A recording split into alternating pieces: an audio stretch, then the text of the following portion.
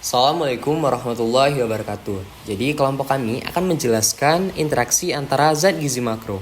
Yang pertama, bagaimana metabolisme lemak, karbohidrat, dan protein bisa saling berkaitan.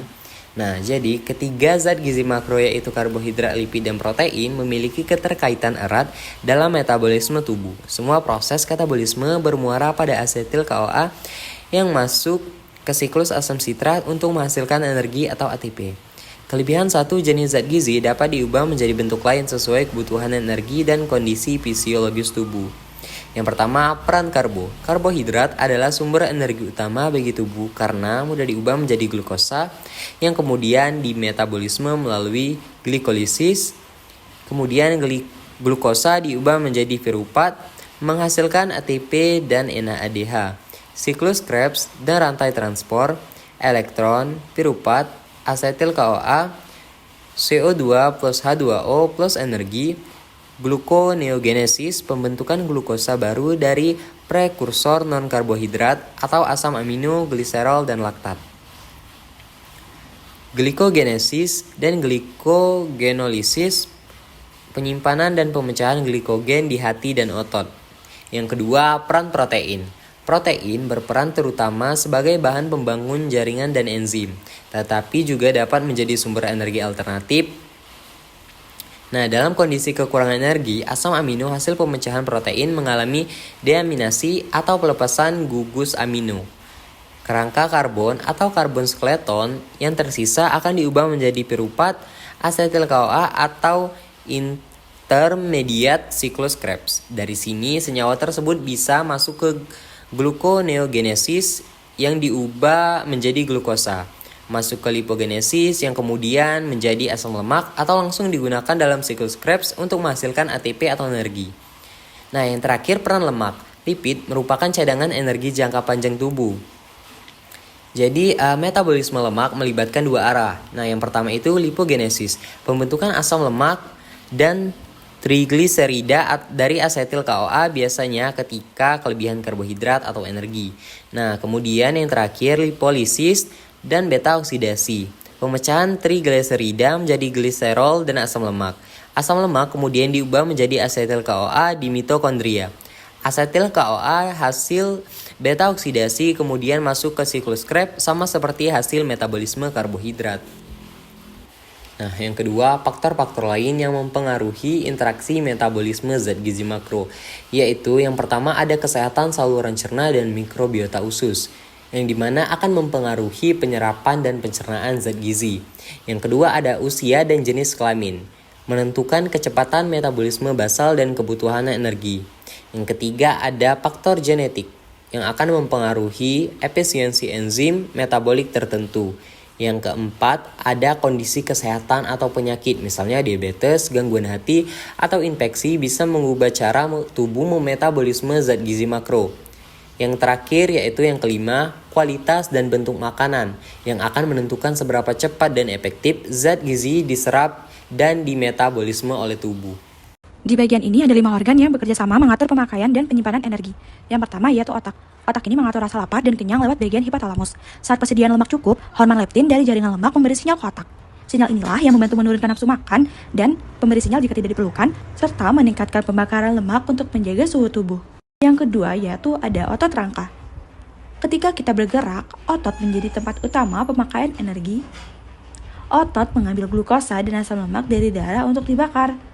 Otot juga melepas miokin seperti interleukin 6, interleukin 15, dan irisin.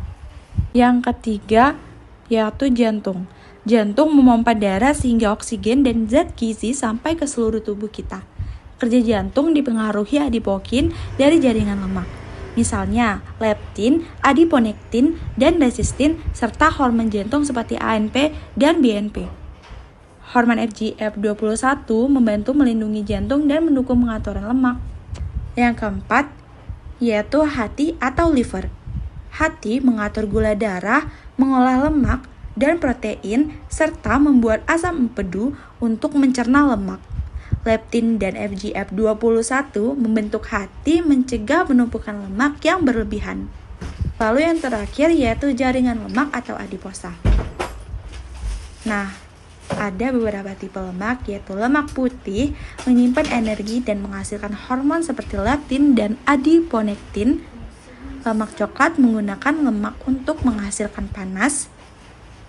Dan lemak beige yang berada di antara lemak putih dan lemak coklat. Di antara keduanya ini, lemak beige ini dapat membantu pembakaran energi saat dibutuhkan. Oleh karena itu, kelima organ ini saling bertukar sinyal sehingga energi tubuh tetap seimbang. Lalu selanjutnya adalah nomor 4, yaitu molekul dan enzim penting apa saja yang terlibat. Nah, pada metabolisme karbohidrat terdapat enzim exokinase atau glucokinase, yaitu mengubah glukosa menjadi G6P. Lalu ada enzim FK1 atau phosphofructokinase 1, yaitu mengubah F6P menjadi F16BP atau juga menentukan kecepatan glikolisis. Lalu ada pyruvate kinase, yaitu langkah akhir glikolisis PIP menjadi piruvat plus menghasilkan ATP. Lalu ada PDH atau pyruvate dehydrogenase, yaitu piruvat menjadi asal CoA di mitokondria atau juga jembatan glikolisis untuk TCA. Lalu ada G6PD, yaitu glukos 6-phosphate dehydrogenase, yaitu enzim pertama PPP menghasilkan NADPH plus Rigus P. Lalu ada glycogen phosphorylase, yaitu glycogenolisis, yaitu glikogen menjadi glukosa 1P. Lalu ada PC, yaitu pyruvate carboxylase, yaitu piruvat menjadi OAA, yaitu awal gluconeogenesis. Lalu ada pepsika, yaitu OAA ini menjadi POP atau disebut juga lanjut gluconeogenesis. Lalu ada FBP1, yaitu F16BP menjadi F6P, yaitu langkah regulasi gluconeogenesis. Lalu ada G6 base, yaitu G6P ini diubah menjadi glukosa bebas di hati untuk dilepas ke darah. Lalu molekulnya adalah glukosa menjadi bahan bakar utama sel. Lalu ada G6P, yaitu titik percobaan antara glikolisis, glycogenesis, dan PBP. Lalu ada piruvat, yaitu hasil glikolisis yang menjadi asetil CoA laktat atau OAA. Lalu ada asetil CoA, yaitu molekul sentral TCA dari ketogenesis dan glucogenesis. Lalu ada NADH dan FADH2, yaitu pembawa elektron. Lalu rantai transfer elektron lalu menjadi ATP. Lalu ada ribos 5P, yaitu prekursor sintesis nukleotida atau disebut dengan DNA atau RNA. Lalu ada NADPH, yaitu untuk biosintesis terutama pada asam lemak dan antioksidan, dan ada glikogen, yaitu cadangan glukosa di hati dan otot. Lalu ada pada metabolisme lemak enzimnya HSL atau hormon sensitif lipase, yaitu trigliserida menjadi asam lemak plus gliserol. Lalu ada CVT1, yaitu memasukkan asam lemak ke mitokondria untuk beta oksidasi. Lalu ada ACC atau acetyl CoA carboxylase, yaitu asetil CoA menjadi monomer CoA atau awal sintesis lemak. Lalu ada enzim FAS atau fatty acid synthase, yaitu untuk sintesis asam lemak dari asetil CoA plus monomer CoA. Lalu ada molekulnya asam lemak, yaitu berperan sebagai sumber energi. Lalu beta oksidasi lalu menjadi asetil CoA. Lalu asetil CoA adalah masuk ke TCA untuk digunakan untuk sintesis lemak atau keton. Lalu pada metabolisme protein enzimnya ada ALT dan AST. ALT itu untuk alanin menjadi piruvat dan piruvat menjadi alanin, atau disebut dengan transfer gugus amino. Lalu ada AST itu aspartat menjadi OAA atau OAA menjadi aspartat, lalu atau yang disebut dengan transaminasi. Lalu molekul asam amino yaitu dapat masuk gluconeogenesis TCA atau sintesis lemak, dan karbon skeleton adalah kerangka karbon pasca deaminasi untuk masuk ke metabolisme energi. Pada siklus Krebs, itu enzimnya adalah citrate sintase, yaitu perannya asetil CoA plus OAA ini menjadi citrat atau awal TCA. Lalu ada enzim IDH atau isocitrate dehydrogenase, yaitu isocitrate ini diubah menjadi alpha KG plus NADH. Lalu ada enzim alpha KGDH, yaitu alpha KG ini diubah menjadi suksinil CoA plus NADH. Lalu molekulnya ada OAA, yaitu intermediate TCA dan awal gluconeogenesis, dan alpha KG hubungan TCA dengan metabolisme asam amino. Lalu ada suksinil CoA, yaitu intermediate TCA dan prekursor pembentukan heme.